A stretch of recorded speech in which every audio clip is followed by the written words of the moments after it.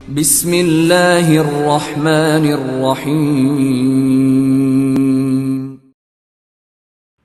فلسطین کسی صلاح الدین کے انتظار میں۔ مصنف مولانا نور عالم خلیل امینی۔ ایپیسوڈ 2، اقصیٰ کے آنسو۔ مسجد اقصیٰ مسلمانوں کی عزت کی علامت اور فتح اور سرخ روئی کا نشان ہے۔ یہودیوں کے حالیہ سفاکانہ حملے میں یہودی فوجیوں نے نہتے فلسطینیوں کے خلاف ٹینکس اور ہیلی کاپٹر استعمال کرتے ہوئے مسجد اقصیٰ میں مسلمانوں کی خون کی ندیاں بہا دیں، جس سے سارا عالم اسلام خون کے آنسو رونے پر مجبور ہو گیا ہے۔ ضرب مومن اس نازک تاریخی موڑ پر اپنا فرض ادا کرنے کے لیے ایک انقلاب آفریں تاریخی معلوماتی اور تحقیقی سلسلہ شروع کر رہا ہے، جس میں ارض مقدس فلسطین کی فضیلت اور اہمیت سے لے کر حرم قدسی کے مکمل تعارف اور تاریخ تک، اور فلسطین میں یہودی ریاست کی داغ بیل ڈالنے کے ناپاک منصوبے کے آغاز سے لے کر مسجد اقصیٰ کو نعوذ باللہ شہید کرنے کی سازشوں تک ہر چیز کو انوکھے انداز میں بے نقاب کیا گیا ہے۔ اس میں قارئین پہلی مرتبہ وہ مستند علمی تحقیقات، سنسنی خیز انکشافات اور کچھ منتخب نادر و نایاب تصویریں اور نقش ملاحظہ فرمائیں گے جو اس سے پہلے کسی جریدے میں شائع نہیں ہوئی۔ یہ سلسلہ ایک مستند دستاویز کے طور پر ہی نہیں بلکہ جذبہ جہاد کی روح پھونکنے اور بیداری کی لہر دوڑا دینے کے حوالے سے بھی انشاءاللہ عرصے تک یاد رکھا جائے گا۔ اس میں شک نہیں کہ بے وفائی بہت بری خصلت ہے اور اعلیٰ ظرف اور جوان مرد لوگوں کی نظر میں وہ نہایت افسوسناک چیز ہے، لیکن جس طرح کی بے وفائی اور بے مروتی عصر حاضر کے مسلمانوں نے مسجد اقصیٰ سے برتی ہے، وہ ایسی دردناک اور الم انگیز ہے کہ تاریخ عہد و وفا اور روداد جور و جفا میں اس کی نظیر نہ ملے گی۔ مسجد اقصیٰ مسلمانوں کے نزدیک تیسرا مقدس ترین مقام ہے۔ اس کی حفاظت و خدمت اور ناپاک صلیبیوں اور غلیظ صہیونیوں سے اس کا تحفظ ہمارا اولین فرض ہے، لیکن ان کا تعلق اب اس سے اتنا سا رہ گیا ہے کہ سال میں ایک دفعہ واقعہ معراج کے حوالے سے وہ اس تاریخی مقام کا تذکرہ کر لیں یا اسرائیل کی طرف سے اس کی بے حرمتی کی خبر نشر ہونے پر اونگتے ہوئے شخص کی طرح آدھے سوتے اور آدھے جاگتے سن لیں۔ بس اتنا کافی ہے۔ اس سے آگے کا نہ کبھی اس کے ذہن میں کوئی خیال آتا ہے اور نہ کبھی اس سانحے کا احساس ہوتا ہے جو ان کے جیتے جی رونما ہو چکا ہے۔ دنیا کی مردود و مبغوض ترین قوم یہودانہ صرف ارض فلسطین پر تسلط جما چکی ہے اور باہر کے مسلمانوں کا یہاں داخلہ ممنوع قرار دیا جا چکا ہے، بلکہ مسجد اقصیٰ کے گرد ان کی کئی قسم کی سرگرمیاں اور مذہبی رسومات جاری ہو چکی ہیں۔ وہ تو شکر ہے کہ آج فلسطینی مسلمان کم از کم وہاں نماز پڑھ سکتے ہیں، لیکن جس منصوبہ بندی سے یہودیوں کی پیش قدمی اور حالات پر گرفت مضبوط کرنے کا عمل جاری ہے، اور جس کمال بے نیازی اور جس بے حسی کا مسلمان حکمران مظاہرہ کر رہے ہیں، اسے دیکھ کر لگتا ہے کہ خاکم بدہن کہیں وہ وقت آ جائے جب صہیونی ریاست کو پایہ تکمیل پہنچانے کے لیے سرگرم عمل یہودی اس اسلامی ورثے میں مسلمانوں کا داخلہ بند کر کے اسے مکمل طور پر یہودی عبادت گاہ قرار دے دیں۔ صورتحال کی سنگینی۔ آج ہم واقعی معراج کی یاد بہت گرمجوشی اور شان و شوکت سے مناتے ہیں، لیکن افسوس ہے کہ اسراء و معراج کے سنگم مسجد اقصیٰ کے یہودیوں کے پاس چلے جانے کا غم اس دن کوئی نہیں مناتا۔ اس روز ہماری مسجد جگمگا رہی ہوتی ہے، لیکن عین اس وقت مسجد اقصیٰ پر اندھیروں اور صہیونی تسلط کا راج ہوتا ہے۔ ہمارے یہاں عظیم الشان محفلیں منعقد ہو رہی ہوتی ہیں، لیکن مسجد اقصیٰ کی سوگوار فضا میں ویرانی ڈیرا ڈالے ہوئے ہوتی ہے۔ شب معراج کو ہمارے مذہبی معاشرے میں مرکزی حیثیت دی جاتی ہے، لیکن مقام معراج کے تحفظ اور اس کی خاطر جہاد کرنے والوں کو ضمنی درجہ بھی نہیں دیا جاتا۔ ہمارے خطبہ واقعہ معراج کی تفاصیل اور اس رات کی فضیلت سناتے سناتے صبح کر دیتے ہیں، لیکن بیت المقدس پر جو شب غم چھائی ہے اس کی صبح کب اور کیسے ہوگی اس کا نہ کوئی ذکر کرتا ہے، نہ اس کے اندھیرے کو کم کرنے اور صبح کی کرنوں کا راستہ بنانے کی فکر ہوتی ہے۔ یہودیوں کا اصرار ہے کہ مسلمان القدس سے دستبردار ہو کر یروشلم سے باہر ابودیس نامی گاؤں کو مقدس مان لیں۔ اس کے لیے وہ فلسطینی مسلمانوں پر ہر طرح کا دباؤ ڈال رہے ہیں، ظلم و جبر کر رہے ہیں، لیکن ہمارے دانشوروں اور رہنماؤں کو اس کا علم ہے۔ اور نہ ہی اس کے توڑ کے لیے کچھ کرنے کا شعور ہے۔ یہودیوں نے فلسطین کی حدود کو مسلمانان عالم کے لیے مکمل طور سے سیل کر دیا ہے۔ باہر کا کوئی کلمہ گو وہاں داخل نہیں ہو سکتا، اندر کے نہتے مسلمان ان کا کچھ نہیں بگاڑ سکتے۔ مسجد اقصیٰ کی ایک دیوار کو انہوں نے اپنی عبادت کے لیے مخصوص کر لیا ہے۔ حرم قدسی کے مقام پر ہیکل سلیمانی کی تعمیر کے لیے ان کی منصوبہ بندی روز بروز آگے بڑھ رہی ہے، لیکن ہمارے یہاں صورتحال کی سنگینی کا نہ کسی کو ادراک ہے، اور نہ گولیوں کا مقابلہ پتھروں اور ٹینکوں کا مقابلہ غلیلوں سے کرنے والے فلسطین مسلمانوں کی تنہائی اور بے بسی کا احساس ہے۔ اس عالم میں مسجد اقصیٰ پکارتی ہے، اے اہل اسلام، تمہاری غیرت کو کیا ہوا؟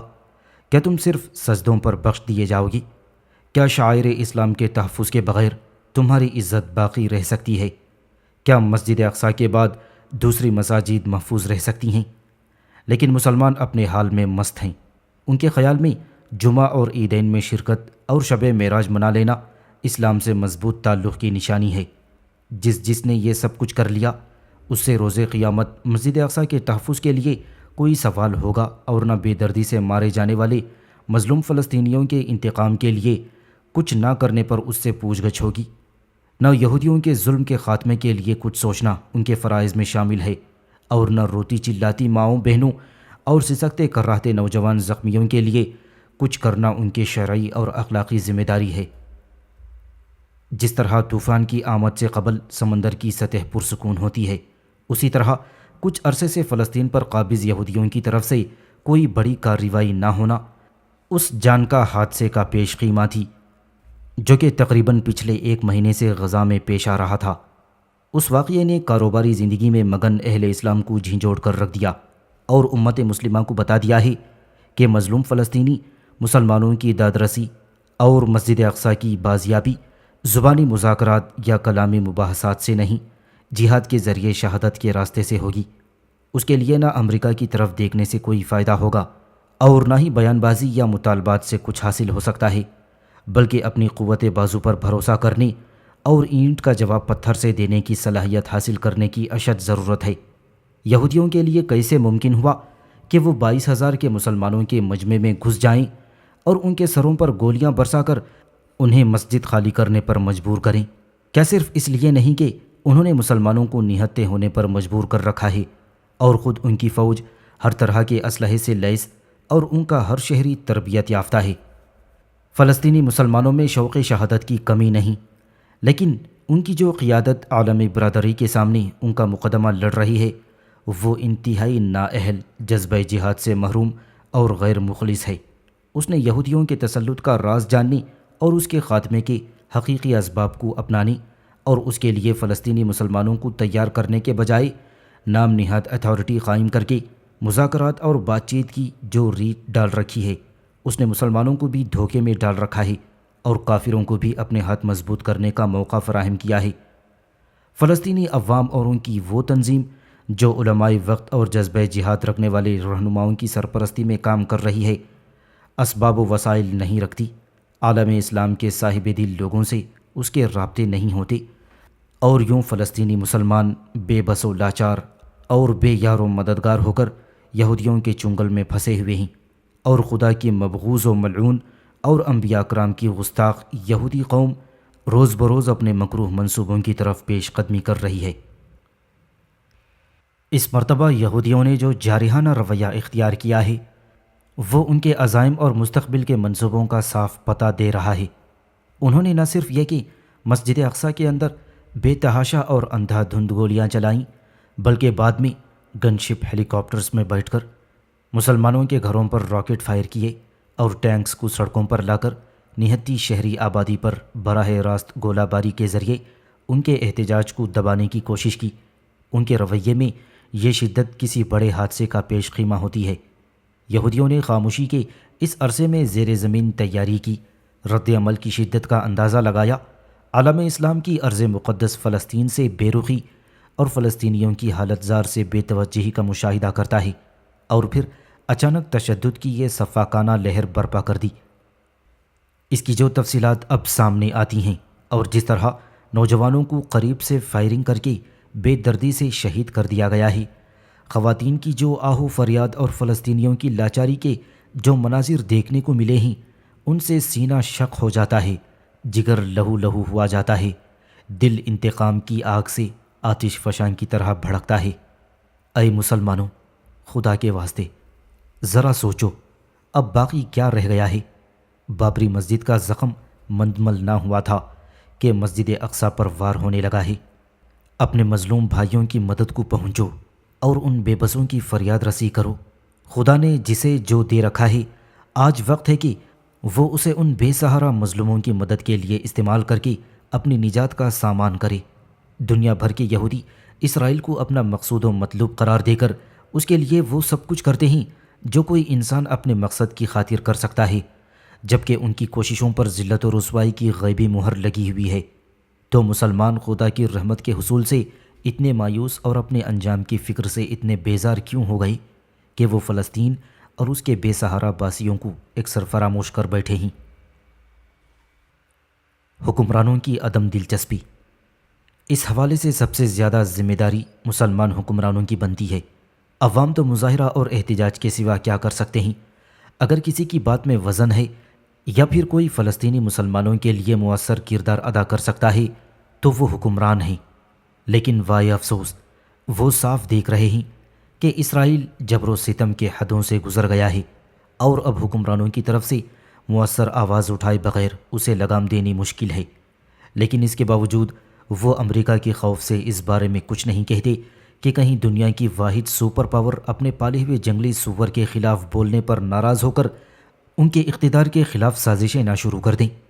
لیکن قسم خدائے بزرگ و برتر کی، اس سنگین ظلم پر خاموشی اتنا سخت گناہ اور خدا تعالیٰ کی ایسی شدید ناراضگی کا سبب ہے کہ امریکہ آپ کی اقتدار کا حامی ہو یا مخالف، اس بے حسی کے جرم پر قدرت کی گرفت اس دنیا میں ہی ہو کر رہے گی اور امریکہ کی مخالفت سے خدا کی پناہ پکڑی جا سکتی ہے۔ لیکن اللہ تعالیٰ کی ناراضگی سے بچنے کے لیے کوئی جائے پناہ بھی نہ مل سکے گی۔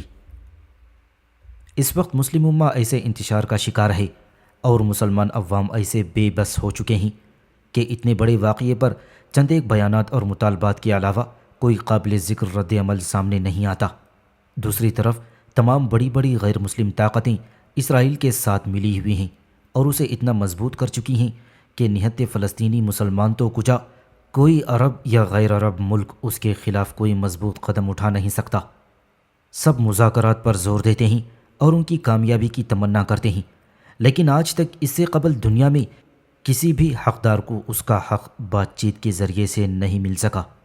یہود جیسی مکار قوم مسلمانوں کو اگر ان کا حق زبانی کلامی کوشش سے دے دے تو اسرائیل کے قیام کی ضرورت ہی کیا تھی؟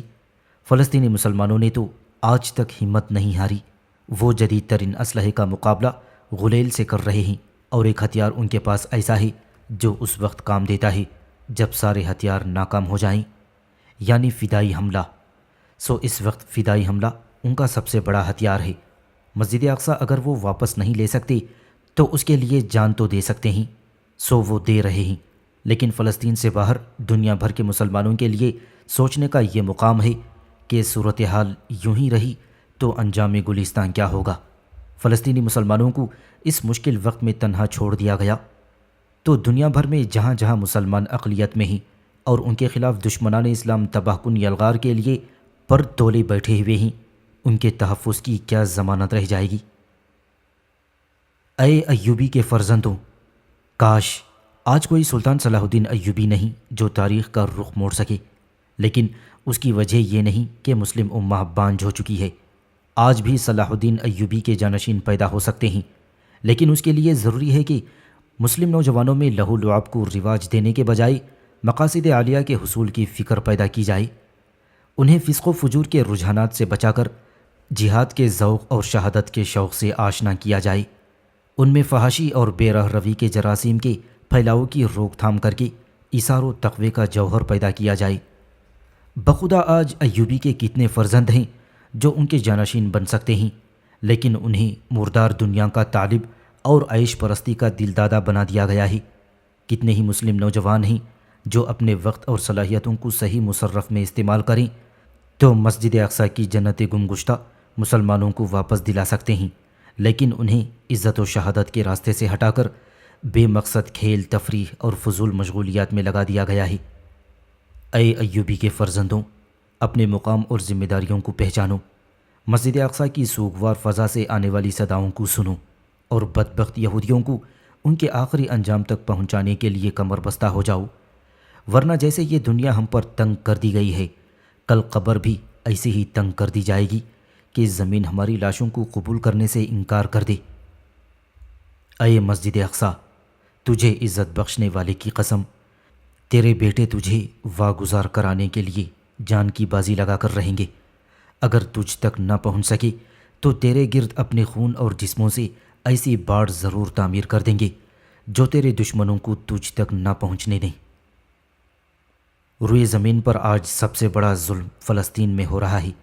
فلسطین میں صدیوں سے آباد عرب باشندوں کو بے وطن کر دیا گیا ہے۔ ایک سازش کے تحت دنیا بھر سے یہودیوں کو لا کر وہاں بسایا گیا اور اسرائیل کی ناجائز مملکت قائم کر کے عربوں پر ظلم و ستم کے پہاڑ توڑ دیے گئے۔ فلسطین پر عربوں کا حق ثابت کرنے کے لیے درج ذیل نکات تاریخی حیثیت رکھتے ہیں۔ یہ نکات اس تقریر سے اخذ کیے گئے ہیں جو عالم اسلام کے نامور سپوت سعودی عرب کے فرمانروا شاہ فیصل مرحوم نے ایک بین الاقوامی سیمینار میں کہی تھیں۔ یہودی فلسطین کے اصل باشندے نہیں ہیں۔ یہودی دراصل بیرونی حملہ آور تھے جو فلسطین پر طاقت سے مسلط ہونے کے بعد کچھ عرصہ فلسطین میں رہے اور اس کے بعد نکال دیے گئے۔ فلسطین میں ان کی موجودگی کا عرصہ نہایت مختصر تھا۔ فلسطین میں حضرت سلیمان علیہ السلام کے زمانے سے لے کر اب تک بھی کبھی خالص یہودی حکومت قائم نہ ہوئی تھی۔ فلسطین میں یہودیوں کی کبھی اکثریت نہیں رہی۔ جب فلسطین سے یہودیوں کو نکال دیا گیا تو اس میں صرف ان کے اصل باشندے ہی رہ گئے جو شروع سے لے کر آج تک وہیں رہ رہے ہیں۔ 1600 سال کی طویل مدت کے دوران فلسطین میں کبھی کوئی یہودی آباد نہیں رہا۔ عربوں کی حکومت تقریباً 7ویں صدی سے فلسطین میں رہی۔ آج وہاں سینکڑوں تاریخی عمارات موجود ہیں جو عرب طرز تعمیر کا نمونہ ہیں۔ اے معتصم، تم کہاں ہو؟ بے بس اور مظلوم عورت کی چیخیں جتنی تیز ہوتیں، سنگ دل رومی یعنی آج کا یورپ اس زمانے میں روم کہلاتا تھا، اس کے قہقہے اتنے ہی بلند ہوتے جاتے تھے۔ اس نے ایک زور کا تھپڑ بھی عورت کے منہ پر جڑ دیا۔ عزت دار خاتون سے یہ ذلت برداشت نہ ہوئی تو وہ بے اختیار پکار اٹھی، اے معتصم، تم کہاں ہو؟ اے ہمارے حکمران، ہماری مدد کون کرے گا؟ مرد اس کی یہ بات سن کر اور بھی گلا پھاڑ کر ہنسا۔ بے وقوف عورت کو دیکھو، بھلا اس کی خاطر خلیفہ وقت مدد کو آ جائے گا؟ مگر یہ اس وقت کی بات ہے جب مسلمانوں میں ایک جسم ہونے کا احساس باقی تھا۔ یہ ممکن نہ تھا کہ کسی ایک کو مشکل، آفت یا دشمن نے گھیر رکھا ہو اور دوسرا اپنی روزمرہ کی معمول کی زندگی میں بدستور مصروف رہے۔ اسے اپنے بھائی کی مشکل دور ہونے تک چین نہ آتا تھا۔ بغداد کی مسند خلافت پر معتصم باللہ موجود تھا اور یہ مظلوم عورت اس سے سینکڑوں میل دور رومیوں کے علاقے میں واقع اموریہ نامی قلعے میں قید تھی۔ معتصم باللہ اپنے آبا و اجداد جیسا کوئی بہت ہی صاحب جلال اور باکمال حکمران نہیں تھا، مگر اس کی رگوں میں غیرت مند خون دوڑ رہا تھا، اور اس زمانے کے عام حکمران بھی غیرت و حمیت میں اپنے مثال آپ ہوا کرتے تھے۔ اسے کسی طرح خبر ہو گئی کہ اس مظلوم عورت نے اس کی غیرت کو جھنجھوڑنے والی صدا لگائی ہے۔ اس پر دن کا سکون اور رات کا آرام حرام ہو گیا۔ اس نے خبر لانے والے سے یہ نہ پوچھا کہ اس قلعے میں کتنی فوج ہے، اس کا سوال یہ تھا کہ مجھے صرف اتنا بتاؤ کہ یہ قلعہ کہاں ہے۔ اس کے بعد اس نے صبح شام جنگی تیاریاں شروع کر دیں اور آندھی طوفان کی طرح پہنچ کر اس قلعے کا محاصرہ کر لیا۔ مسلمانوں کی فوج کا غیظ و غضب اتنا شدید اور ان کے حملے اتنے زوردار تھے کہ قلعے کی بنیادیں ہل کر رہ گئیں۔ دشمن کو ہتھیار ڈالنے پر مجبور ہونا پڑا، اور جب وہ سنگ دل شخص جو قیدی عورت پر ظلم ڈھاتا تھا گرفتار کر کے معتصم باللہ کے سامنے لایا گیا تو اسے علم ہوا کہ یہ قوم واقعی غیرت مند ہے جو اپنے ایک فرد کے بدلے کے لیے اس طرح بے چین ہو جاتی ہے کہ جیسے انسان اپنی چھنگلی کی تکلیف پر بےتاب ہوا اٹھتا ہے۔ مسلمانوں کی یہ قابل فخر عادت آج کل غیر مسلموں نے اپنا لی ہے۔ دنیا میں کہیں کسی ایک بھی امریکی کو کچھ ہو جائے تو وائٹ ہاؤس پینٹاگن سے سر جوڑ کر بیٹھ جاتا ہے اور اس وقت تک اپنا سب کچھ امریکی شہریوں کے لیے جھونک دیتا ہے جب تک ان کو تحفظ کی چھاؤں میسر نہیں آ جاتی۔ اس کے برعکس مسلمان ایک دوسرے پر ٹوٹنے والے مصائب کے پہاڑوں کی گڑگڑاہٹ بھی معمول کے واقعے کی طرح سنتے ہیں اور پھر اپنے کاموں میں مگن ہو جاتے ہیں۔ کوئی زیادہ دور کی بات نہیں ہے، کچھ عرصہ قبل بھی یہ عالم تھا کہ اگر کسی مسلمان ملک پر حملہ ہوتا تو عالم اسلام میں دکھ اور فکر کی لہر دوڑ جاتی، خوشی کی تقریبات موقوف کر دی جاتیں اور مصیبت زدہ مسلمانوں کے لیے حسب توفیق امداد اور تعاون کی ممکنہ صورت پر غور اور عمل کیا جاتا۔ مگر جب سے مغربی میڈیا نے غیر مسلم ثقافت کا زہر مسلمانوں کے دل و دماغ میں انڈیل کر انہیں نفس پرستی کا عادی، عیش و عشرت کا دل دادا اور بھوک و جنس کا غلام بنا دیا ہے، اس کے بعد ان کی بلا سے کہیں کچھ بھی ہوتا رہے وہ دنیا پرستی کی دھن میں غرق رہتے ہیں۔ فلسطین کی بیٹیوں نے جب دیکھا کہ کوئی حجاج یا معتصم نہیں رہا جو ان کی چیخوں کو اپنے جگر گوشوں کی پکار کی طرح سنے، اور جب انہوں نے یہ محسوس کیا کہ آج کے جدید تعلیم یافتہ حکمران ان کی دلدوز صداؤں پر اپنی توجہ بھی نہ دیں گے جتنا وہ صبح صبح اپنے چہرے کی کھدائی لپائی اور اپنے لباس کے کوریز پر دیتے ہیں، تو انہوں نے ان سنگ دل روشن خیالوں کو پکارنے کے بجائے خود میدان عمل میں اترنے کا فیصلہ کر لیا۔ تادم تحریر فلسطین کی 3 تعلیم یافتہ اور اونچے خاندانوں کی بچیاں اپنے جسم سے بم باندھ کر دشمن کے لیے قہر بن کر نازل ہو چکی ہیں، اور انہوں نے اپنے جسم کے بکھرے ٹکڑوں اور خون کی پھوٹتی چھینٹیوں کے ذریعے امت کو بیدار کرنے کی کوشش کی کہ شاید ان معصوم بچیوں کی قربانی دیکھ کر کوئی مسلم نوجوان دنیا کے جھمیلوں سے پیچھا چھڑا کر خود کو مظلوم مسلمانوں کے لیے وقف کر دے، شاید کسی کے دل میں غیرت کی کوئی چنگاری شعلہ پکڑ لے، شاید۔ بغیر پیندے کے لوٹے۔ غضب ہے کہ اسرائیل کی درندہ صفت اقدامات کے باعث جاپان میں مظاہرے اور فرانس میں یہودی املاک پر حملے شروع ہو گئے، لیکن مسلمان ممالک فلسطینیوں کی بے پناہ مظلومیت کے باوجود ان کی مدد سے گریزاں ہیں۔ بزدلی اور منافقت کی انتہا دیکھیے کہ لبنان میں عرب ممالک اور کوالالمپور میں تمام مسلم ممالک جمع ہوئے تھے، لیکن خود کچھ کرنے کے بجائے اقوام متحدہ سے مطالبہ کرتے رہے کہ اس نے جس بھیڑیے کو کھلا چھوڑ رکھا ہے اسے لگام لگا دیں تاکہ زخمی فلسطینیوں کی چیخ و پکار سے ان عزت مآب حکمرانوں کے آرام و سکون میں خلل نہ پڑے۔ عالم اسلام کے نمائندہ ان بہادر اور ذی وقار حکمرانوں سے یہ نہ ہو سکا کہ وہ یہودیوں کا معاشی بائیکاٹ کریں یا کم از کم اپنا پیسہ ان کے بینک سے نکلوا لیں۔ نہ وہ اتنی جرأت کرتے ہیں کہ اپنے دشمنوں کو تیل کی فراہمی بند کر دیں یا پھر ان کے سرپرستوں کی عاجزانہ جی حضوری کی ذلت کو خیر بات کہہ کر اپنے پاؤں پر کھڑا ہونے کی کوشش کریں۔ نہ انہوں نے کبھی مل کر یہ سوچا ہے کہ فلسطینی مسلمانوں کی مدد کے لیے کچھ کریں یا فلسطینی مہاجرین کی کفالت کا ذمہ لے لیں۔ غضب ہے خدا کا، 1 ارب مسلمانوں کے یہ نمائندے چند لاکھ یہودیوں کا مقابلہ نہیں کر سکتے، تو کیا ان کا مقابلہ کرنے والے نہتے نوجوانوں اور بچوں کے کچھ کام بھی نہیں آ سکتے؟ اگر موت کے ڈر یا شدت پسندی کے الزامات کے خوف سے فدائی مجاہدین کی حوصلہ افزائی ان کے بس میں نہیں ہے، تو کیا مہاجر کیمپوں میں پڑے بے بس مسلمانوں کی سرپرستی یا ہسپتالوں میں زخموں سے بے حال بچوں کی خبر گیری بھی یہ ان کے لیے کیا ممکن نہیں؟ سچ ہے، غیرت کے بغیر انسان ایسا ہی ہے جیسے پیندے کے بغیر لوٹا، جہاں کہیں پڑا رہے یا جو اسے جہاں لڑکا دے اسے کچھ پرواہ نہیں۔ کاش آج امت میں عمر بن عبدالعزیز نہ سہی معتصم باللہ جیسے حکمران ہوتے تو فلسطینی مسلمانوں کو اپنی بے بسی کا احساس یوں نہ ستاتا۔ القدس تاریخ کے تناظر میں 300 قبل مسیح کنانیوں نے القدس کو بنایا۔ 1850 قبل مسیح حضرت ابراہیم علیہ نبینا علیہ السلام یہاں آئے اور یہاں کے بادشاہ سے ملے۔ 970 سے 931 قبل مسیح القدس پر حضرت سلیمان علیہ السلام کی حکومت رہی۔ 588 قبل مسیح بخت نصر کے ہاتھوں یہ تباہ کر دیا گیا اور یہاں کے یہودی قیدی بنا لیے گئے۔ 135 قبل مسیح میں رومی بادشاہ رایان نے یہاں سے یہود کو نکال باہر کیا۔ 400 عیسوی میں القدس بزنطینی استعمار کے زیر نگیں آ گیا تھا۔ 15 ہجری 636 عیسوی میں مسلمانوں نے معرکہ یرموک کے بعد ان علاقوں کو آزاد کرایا۔ 17 ہجری 638 عیسوی میں 3000 صحابہ نے اسے فتح کیا تھا، اور یہاں کے پادری سفرونیوس نے شہر کی چابیاں حضرت عمر بن خطاب رضی اللہ تعالیٰ عنہ کے حوالے کر دیں اور معاہدہ کیا گیا۔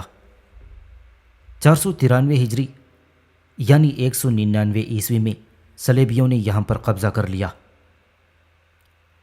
583 ہجری بمطابق 1187 عیسوی میں معرکہ حطین میں صلاح الدین ایوبی رحمۃ اللہ علیہ نے صلیبیوں کو شکست فاش دی اور القدس کو آزاد کرایا۔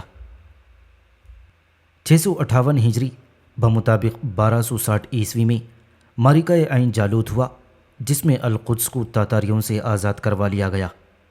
934 ہجری بمطابق 1516 عیسوی میں عثمانی خلافت نے اسے اپنا حصہ بنا لیا۔ 1336 ہجری یعنی 1917 عیسوی میں پہلی جنگ عظیم پیش آئی، خلافت عثمانیہ ختم کر دی گئی اور القدس انگریز کے قبضے میں چلا گیا۔ 1917 عیسوی میں بیلفور معاہدہ ہوا تھا، جس کے تحت یہاں یہودی ریاست قائم کرنے کا وعدہ کیا گیا۔ 1368 ہجری بمطابق 1948 عیسوی میں فلسطین کے 78% علاقے میں اسرائیلی ریاست کے قیام کا اعلان کر دیا گیا۔ 1967 عیسوی میں یہود نے فلسطین کے باقی ماندہ علاقوں پر بھی قبضہ کر لیا۔ 1978 عیسوی میں یہودیوں کے خلاف جدوجہد کا اعلان کر دیا گیا۔ القدس کے نام۔ وقت کی گرد کیسی حقیقتوں کو دھندلا کر دیتی ہے، اور جب کسی چیز کے وارث ہی اس سے غافل ہو جائیں تو کس بے دردی اور صفائی سے وہ چیز اس سے چھین لی جاتی ہے۔ اس کی مثال دنیا کی مقدس تاریخی عمارات مسجد اقصیٰ ہے۔ مسجد اقصیٰ کو جلیل القدر انبیاء کرام علیہم الصلاۃ والسلام اور اولیاء اللہ کی جبین نیاز کا بوسہ لینے کا شرف حاصل ہے۔ یہاں وحی کا نزول ہوتا رہا۔ قرآنی شہادت کے مطابق برکات آسمانی بے پایاں رحمت کے شکل میں اس کی مقدس چار دیواری میں اترتی رہیں۔ یہیں سے رب العزت اپنے آخری نبی کو معراج پر لے گئے۔